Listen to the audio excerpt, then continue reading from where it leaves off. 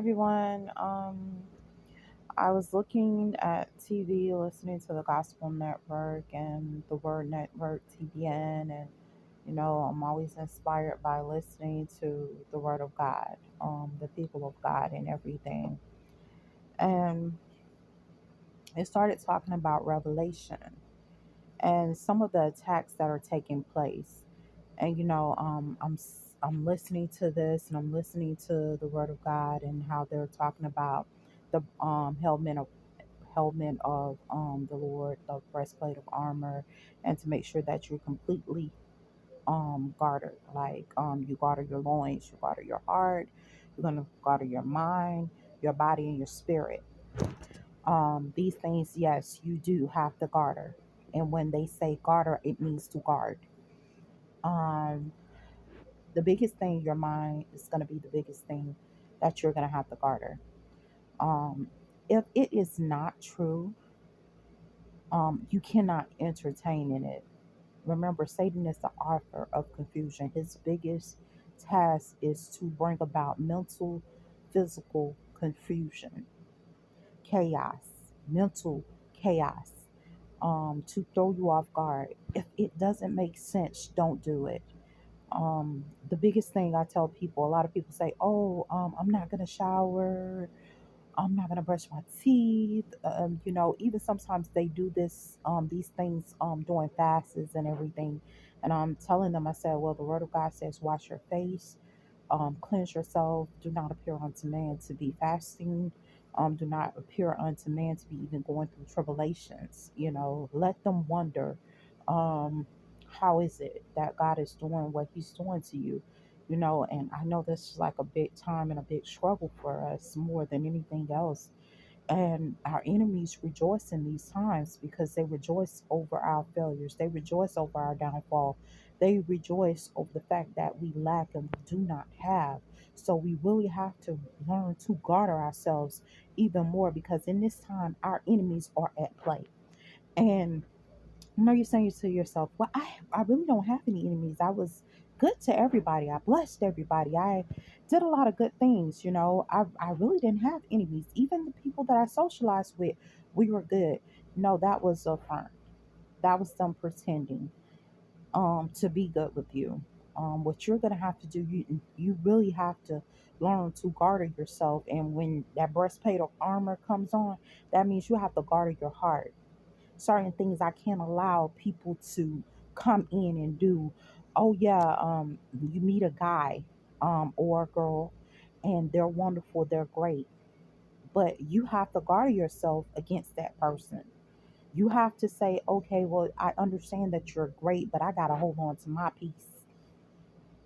These are trying times right now. I can't let anybody infiltrate me, and infiltrate the will of God for my life.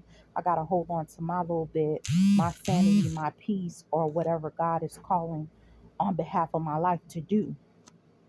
And that's going to be a struggle guarding your heart. Your children may be breaking it and tearing it apart.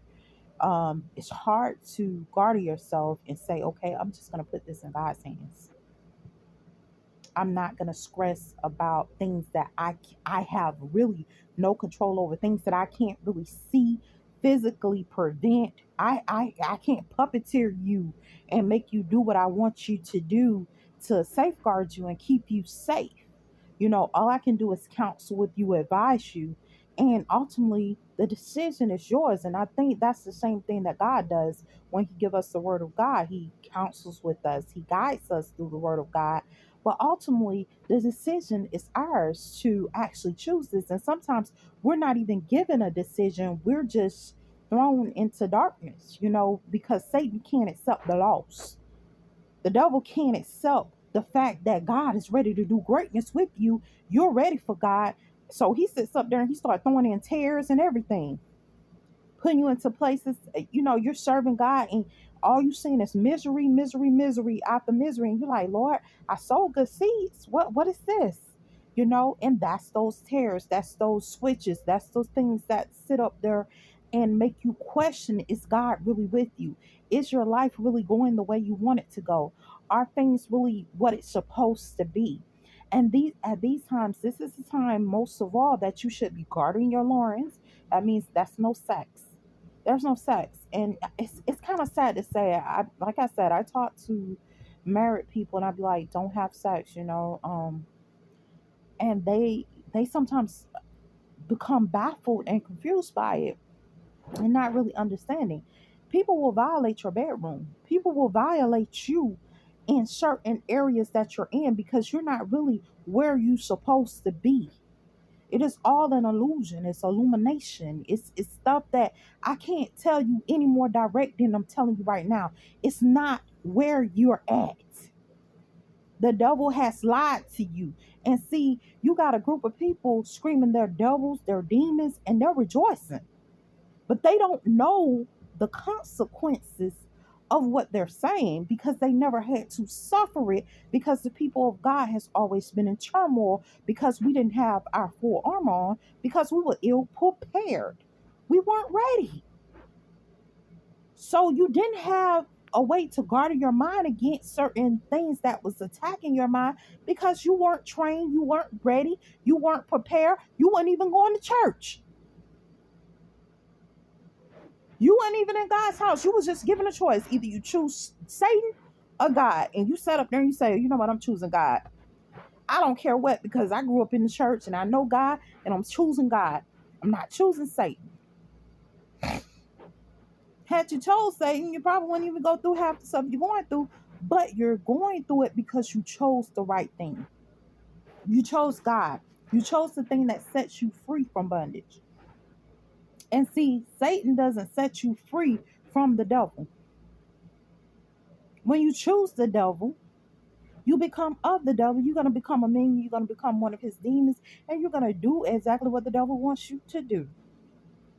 Even when it hurts you and pain you. I can't tell you how many times I have seriously witnessed physically people laughing and crying at the same time because they're hurting. And they can't show that they're hurting. They have to pretend like it's not bothering them. And this is because of choices that were made and because of the way people that was around them taught them, say, you can't show that you hurt. You can't show that you're going through. You can't show certain things. So they're trying to hide it. And they don't know how to. They have to cry alone. They have to mourn by themselves. Nobody knows the burden that's placed on them because of the decisions that they made. And it's not easy to undo those type of decisions because Satan has a way of saying, okay, I have a tie on you. So when he start holding you, first thing he's trying to do, he's trying to play mind games. Okay, you're playing mind games. You're playing tricks of the mind. You want to play with my mind. You want to play with my body. You want to play with my soul. Listen to me. I don't have the time for it. So I can't engage in certain things that you're doing. So I'm hearing things, voices, or whatever, seeing things that is not really true. The real environment I'm in, I'm not able to perceive the threat or the environment that I'm really in. And this is the devil. This is the trick of the devil to hold people in that state to keep control. And then another thing is you have to understand you're going to go through rape situation, and whether you're a man, woman, or a child. So listen to me, people of God. When you're going through those rape situations, your children are already going through those rape situations. Everything is going through. And then you have your younger women who they trying to sugarcoat it with by making them date. I cannot tell you that God allowed me to see the switch in my child, my very own child. A switch where they're like making these kids date. Like seriously, the devil is like compelling them to date and end up in a relationship, to be a part of things that they're not supposed to be a part of. And here we are as parents, we mad. We 38 hot. Oh, blase, blase, blase. And guess what? When we start speaking to that child, that it's not that child speaking. We're speaking to the thing that's trying to puppeteer that child. That's behind that child. We're speaking to an illusion. We're speaking to something that is not ours. What is ours is going through somewhere else and probably speaking to us saying, look, some of this foolishness got to stop. But we're separated. There's a tear there between us too because we became too strong together. The seeds that we were sowing was more powerful than they had knew that was going to be sowed. So they started doing all kinds of stuff to say, okay, well, look, we got to separate this. This is some mighty stuff here. If they stay around each other, they're going to continue to grow in the word of God. They're going to sit up there and they're going to have the whole armor on and we're going to be naked out here. Do you understand what I'm saying? With you having your armor on, they're naked. When you don't have your armor on, you are naked. And they take advantage of that. I can't tell you how many times I have been raped over the past couple of years because I have chose the life not to have sex. No man will be found in my bed except my children or a child that I'm looking out for or something like that, or a friend that, whatever. But you best to believe it ain't going to be no sexual activity up in there, and I'm not going to be dating because I can't allow certain things to take place. And let me retract that last statement. A friend can't even come sleep up in here because I know about the tears now, and I know that will cause a tear. And I'm not trying to be preyed on because I don't like being a victim. I will pray for you, but the last thing I'm going to allow you to do is pray on me willingly. So now I'm at this point where I got to cover myself. But now comes the question, okay, well, I'm not having sex, but I'm going through rape situations. Okay, you know what?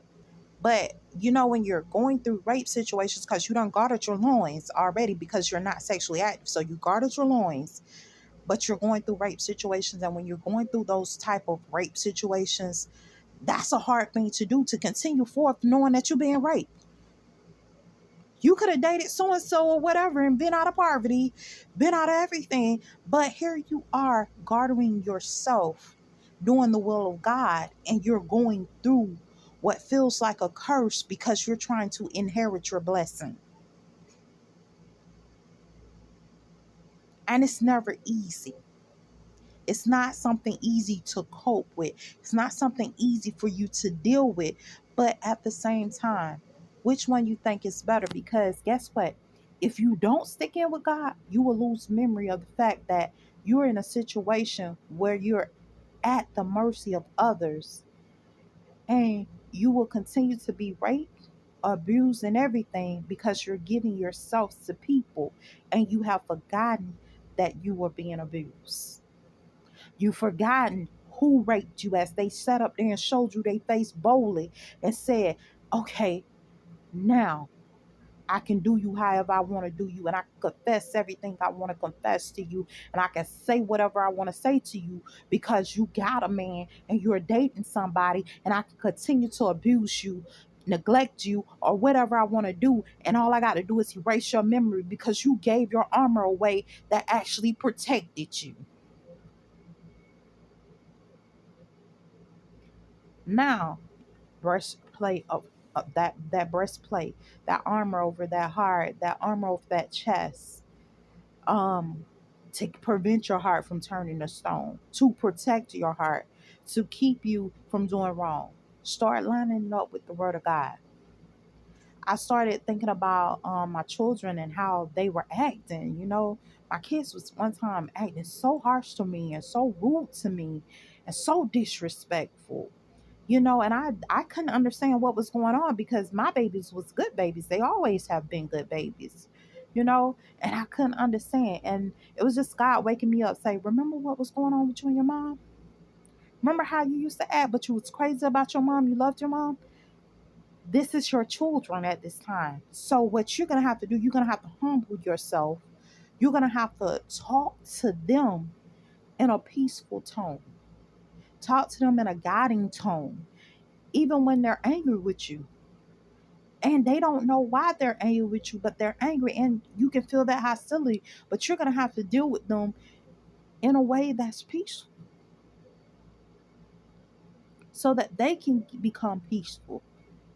You're going to have to sow some seeds that you never sown before in chaos to get rid of chaos, to remove it out of that child's life because they feel don't nobody love them. So you're going to have to show love. It's kind of hard when a person is angry with you and you say, well, how can I help? And they're like, I don't want your help. I feel like you part of the reason why I'm in this situation, and they're venting to you and they're angry, they're upset, they're frustrated and everything. And it's hard to stay humble for them. And I can remember me being like that with my parents, with my mom, with my family. I can remember the anger. And I remember my mom being sometimes patient with me. She wouldn't even trip. She would just sit there, just as peaceful and calm as she wanted to be. And I was like, you know what? This is what I have to do for my children. This is what I have to do for them to let them know, look, I'm here for you. I care for you. And I'm hardening my heart at the same time, saying, look, I have to protect myself because I hurt too. And I know the hurt that you're going through. And I just want to be there to help you get through it. And I don't understand where this is coming from because I thought I was making the best decision I could possibly make. And sometimes our decision is piss poor. Honestly, I have made some piss poor decisions with my children, with my own life, and it wasn't intentionally. I got a daughter that I didn't see for years. I don't know how she do every day because I was trying to make the best decision possible by giving her to a family member and doing the best thing that I could possibly do for her. And it hurts me. And honestly, I feel totally honest that with my children, I made piss poor decisions, and that was one of them. Just asking my family for help was maybe a piss poor decision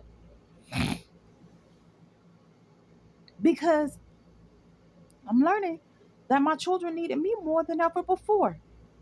And the only way I can guarantee their real safety is with them being with me. But at the same time, even being with me, I can't guarantee your safety because of some of the situations we're in.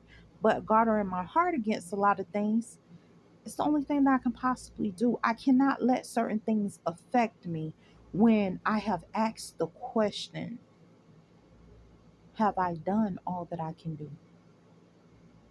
Do I have control over that situation? No, I don't have control over that situation. Why don't I have control over the situation?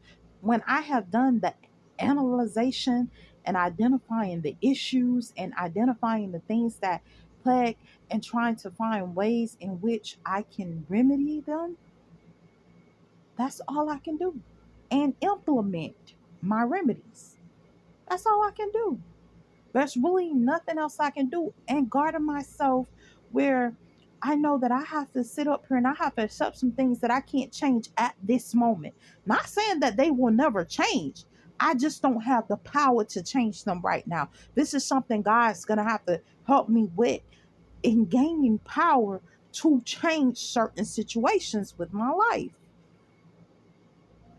And how God helps you with that, you're going to have to read that word of God and implement. And it's not just the word of God. Implement things that of sound knowledge. Think about when people are talking to you. You're in school and people are talking to you. You're at home, people are talking to you. Or someone comes up to you and says something to you. Sometimes those people are messengers. They're just sent to kind of help you along. Hey, I don't mean to bother you, but maybe this may be beneficial to you. Or start listening to some conversations and start asking, how can this be sound in accordance with the word of God? What is wrong with it with the word of God? And if you know that there is nothing wrong with it, and you know that it's not a problem with the word of God, start trying to see, or if you see it as, I'm not going to say implement everything that's not wrong, there's nothing wrong with the word of God. I'm just going to say, guard yourself. And if you start seeing things that could be prosperous to you, start implementing it if it's not against the word of God. Now, in this time, this is the season of prosperity, but they have a lot of chaos trying to stop your prosperity. So what you're gonna have to do, you gotta think. But that's the first thing that Satan's gonna come to you with. He's gonna want to take time, and he's gonna want to take your thought process. And then when you're home and you're not doing anything, another thing you have to be careful of is the fact that you're gonna feel like you're injected with drugs. Like, look, I'm on narcoleptic mode or something, like you just blank out, like sleep, you know, and you got enough sleep. So you're gonna have to be careful with some of this stuff because he's using a lot of different tactics to hit you with, to stop your prosperity. Drugs, everything that he could possibly use, everything that these people can use, they're gonna use. But you're gonna have to sit up here and you're gonna have to think. You gotta think your way through it. I remember talking to people, and they're at this point where they say, oh, well, I can take care of my family, I can do this by myself, and I can do that by myself. But it's not really them doing it by themselves, because financially none of us are in a situation where we can do everything by ourselves. And when I say doing everything by ourselves, okay, you're not doing everything by yourself if you got to go to the bank for a mortgage. You don't own the house. The bank still owns the house. You're not doing that by yourself. So financially, you're not where you need to be. And if you got that thought process that you are, you're not. Now we go to the next part. Food. Okay, I can afford to feed my family or whatever. If you're on food stamps, you cannot afford to feed your family. Stop letting Satan lie to you like that. Stop letting that devil lie to you. You're not able to feed your family. You may be working, but you still need assistance. That's not you feeding your family. If you got to go to a food pantry, that's not you feeding your family. You're using God's wings. Okay, you cannot afford to have kids if you are in need of Medicaid or any kind of medical insurance, whether it's a new program implemented, you need assistance, you got to apply for something. You're not financially stable enough to be having kids. You're not financially stable enough to say that you're independent. That is not you being independent. We are still dependent on certain things. And I know because I'm dealing with situations like this. That's why I can talk about it and say, hey, man, I'm nowhere near where I want to be at. Because nobody's waking us up to this. Okay, I can take care of my children. I can pay for my kids' daycare. You can't pay for your kids' daycare if somebody else has to help you pay for it. You don't own your own car if you're making car payments. The car company still owns that car. The bank still owns that car. You don't own it. You're not an owner. Nothing you have, you own. Okay, the house I live in has a mortgage. The car I drive, it's a payment on it. Everything costs something. There is no independence whatsoever. And that's what a lot of us not understanding. We are not independent. We are dependent on other things that have made us dependent on them, which causes debt. And that wasn't even a good thing. God even sat up there and said, forgive our debts as we forgive those that are indebted to us. It's the reason he said that. Because right now, that's the system Satan is using against our people. Dead.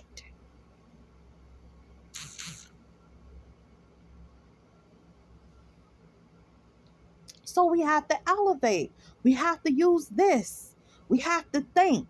And then another thing, the setbacks. I don't care how sexually. I'm gonna tell you something.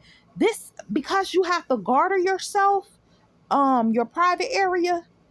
Gartering it is a hard task because now you're going through temptations like as if you are on what the stuff called Viagra, like as if you are women Viagra, man Viagra, whatever Viagra it is. You going through sexual frustration. Your teenagers are going through sexual frustration. You know why? That's the abuse that's going on with you. That's that cover up to cover up the fact that they're trying to rape and have sex with you and you ain't on that mess. You ain't never been on it. But guess what? That they're giving you their mindset. That's not yours. You knew you didn't care if you had sex for years and years. But guess what? They're giving you a mindset where you think that, oh, I need to have sex. Girl, I can't do without my boo. I can't do without my man. Oh, he whooped the whoop so good. And truth be told, he don't. That's an illusion. So anything and everything can have its way with you. I can't tell you how many times I have told young women other men are entering into your bedroom when you think that you are with your partner because you are dealing with the devil. And guess what? I know you women don't want to be nuns right now, but I know for a fact certain things you would not allow. So put on the armor of God. Stop letting certain things have its way with you. You get what I'm saying? Stop letting certain things into your life, into your bedroom. And this is for men too. Because I know some men who was funnier than women. It's some men that'll tell a person quick, don't touch me. And these men are funny about their body. I don't want you touching my body. I don't want you tampering with my body. I don't want you messing up my body. And a lot of people don't understand that. So you guys have to remember to be ready, be prepared, cover yourself spiritually, physically, emotionally. Stop letting your hormones go out of control. Stop giving Satan a door to your house because he doesn't care what he do once he gets in there. I hope these words have encouraged you. I hope they're helpful to you guys. I hope this kind of cures some of the stuff that's healing you, some of the problems that you're having. And oh, I forgot to tell you. Remember, when you start doing the will of God, there's not an immediate rescue. But you're going to have to still keep implementing the word of God because it's the best thing for you. Start looking at why it's the best thing for you. Okay? If I'm not having sex with anybody and I'm not doing anything wrong, I can't catch a STD. Now, if I'm being raped, a STD shows up, I can say, hey, I was raped and y'all need to fix it. Okay? So you guys have to remember this. I hope this encourages you. I hope it helps you. Have a good one.